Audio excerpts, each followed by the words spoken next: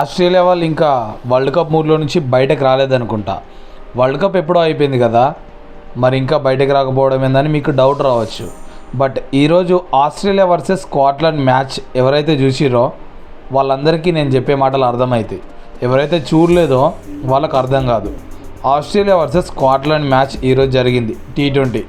అయితే టాస్ గెలిచిన Australia bowling తీసుకుంది. ఆస్ట్రేలియా బౌలింగ్ తీసుకుందంటే ఆబ్వియస్గా స్కాట్లాండ్ని తక్కువ స్కోర్కి అవుట్ చేస్తుందని చాలామంది ప్రిడిక్ట్ చేస్తుంటారు. బట్ రివర్స్లో ఏం జరిగిందంటే స్కాట్లాండ్ వాళ్ళు అంత ఈజీగా ఏమీ గివప్ ఇవ్వలేదు. జార్జ్ మన్సే అట్లనే బ్రెండన్ మెకలం, బెర్రింగ్టన్ వీళ్ళు ముగ్గురు కలిసి 10 ఓవర్లలోనే 90 స్కోర్ దాటిచ్చేశారు. సో వికెట్లు క్విక్గా పడ్డాయి కాబట్టి సరిపోయింది, లేదంటే ఆల్మోస్ట్ 200 బీట్ చేస్తారనుకున్నాను నేనైతే. ఇక ఆ తర్వాత క్విక్ వికెట్స్ పడడం వల్ల 154తో ఎండప్ అయ్యారు 9 వికెట్స్తో 20 ఓవర్స్కి. ఇక చేజింగ్ చేయడానికి వచ్చిర్రు ఆస్ట్రేలియా వాళ్ళు. సో అంతకంటే ముందు ఆస్ట్రేలియన్ బౌలర్స్ ఎవరెవరికి ఎన్ని వికెట్లు పడ్డాయో చూద్దాం. రిలే మెరిడిత్కి 1 వికెట్ దొరికింది, జావియర్ బార్లెట్కి 2 వికెట్లు, అబట్కి 3 వికెట్లు, జాంపాకి 2 వికెట్లు, గ్రీన్కి 1 వికెట్ పడింది, స్టోయినిస్కి వికెట్స్ ఏం దొరకలేదు. ఇక సెకండ్ ఇన్నింగ్స్లో 155ని టార్గెట్ చేయడానికి ఆస్ట్రేలియా వాళ్ళు దిగారు. అయితే ఫస్ట్ ఓవర్లోనే Brendon McCullum Scotland bowler third బాల్కే బ్రేక్ త్రూ ఇచ్చాడు, జేక్ ఫ్రెజర్ మ్యాక్ డక్అవుట్. ఆ తర్వాత హెడ్ మిచెల్ మార్ష్ వీర విధ్వంసం. నేను స్టార్టింగ్లో చెప్పిన కదా వరల్డ్ కప్ బాధల నుంచి ఇంకా ఆస్ట్రేలియా వాళ్ళు బయటకు రాలేదేమో అని. ఇక్కడ అర్థమైంది మనకు క్లియర్గా.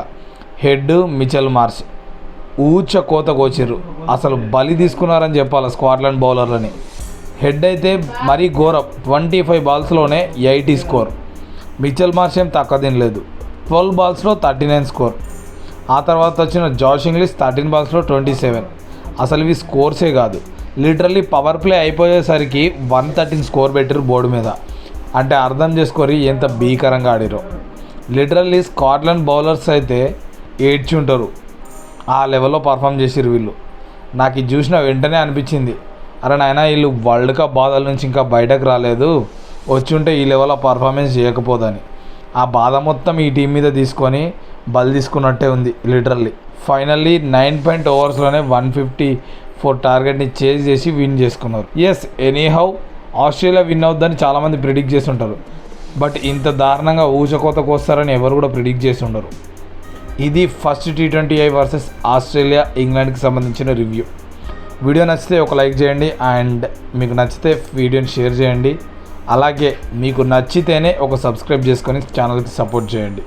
Thanks for watching.